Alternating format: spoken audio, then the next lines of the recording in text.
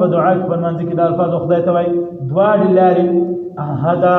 دواړې لارې الله انسان و الله ته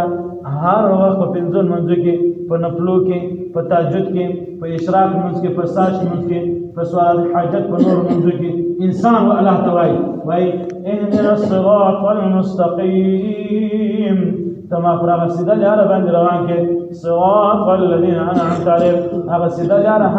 لاره انعمت عليهم چې ستا انعام ور باندې سوی انعام ځکه مراد دته د الله جل جلاله رحم کرم شفقت مهرباني ده چې په کوم چا د الله جل جلاله رحم سوی کرم ور باندې سوی هغه د الله جل جلاله دوست دی هغه د الله جل جلاله ولي اولاد زمانه دی هغه د الله جل جلاله خوش بنده دی کوم انسان چې د الله دوست دی او الله جل جلاله ځان دوست وګوري هغه انسان په دنیا کې کامیاب هم په آخرت کامیاب اوس انسان یو الله